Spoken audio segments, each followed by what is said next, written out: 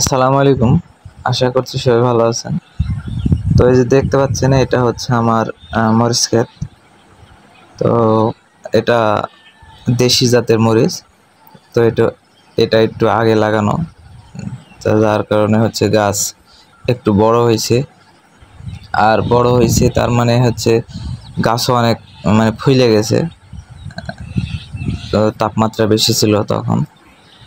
আর এখন আবার হচ্ছে বৃষ্টি হচ্ছে প্রায় ১ সপ্তাহ ৮ দিন ৯ দিন ধরে। তো বৃষ্টির কারণে হচ্ছে ওই যে গাছগুলান হচ্ছে আমার আইড়ে গেছে, এই যে দেখতে পাচ্ছেন এগুলা আইড়ে গেছে। এখন আমি চিন্তা করছি হচ্ছে আইড়ে গেছে যখন, তখন ইউরিয়া সার দিয়ে দেখি মানে কিছুটা লাভ হয় কিনা। তো আইড়ে গেছে যখন মারাই যাবে, তো একটু ইউরিয়া সার মানে দিয়ে দেখি।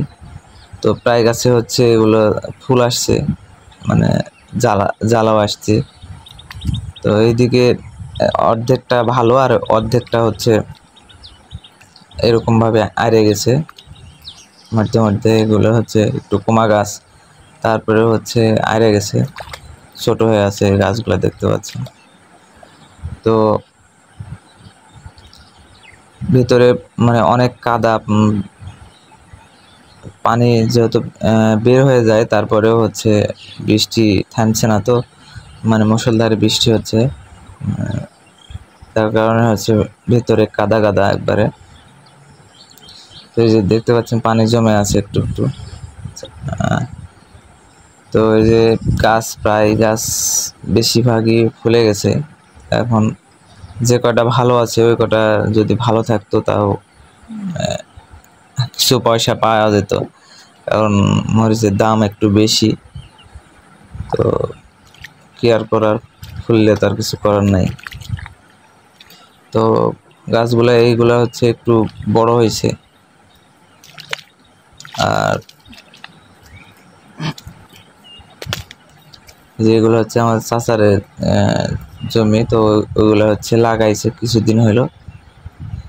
এই যে দেখতে পাচ্ছেন ইউরিয়া সার, তো আমি হচ্ছে ছিটিয়ে দিচ্ছি।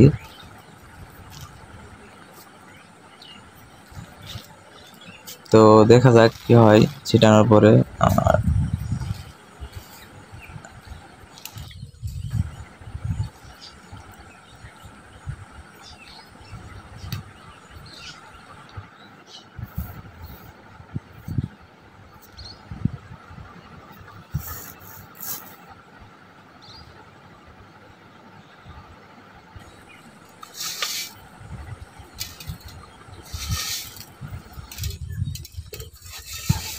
ভেতরে অনেক কাদা, মানে নরম মাটি, তো ওইভাবে ঢোকাও যাচ্ছে না। আর আমি হচ্ছে যার কারণে দূর থেকেই ছিটাচ্ছি, ওইভাবে ভেতরে সবগুলোর ভেতরে যাচ্ছি না।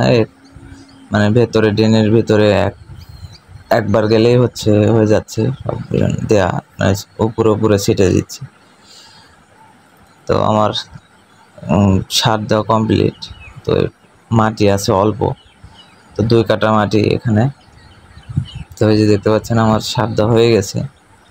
হ্যাঁ, তো ঠিক আছে, দেখা যাক কি হয়। তো সবাই ভালো থাকবেন, সুস্থ থাকবেন। আল্লাহ হাফেজ।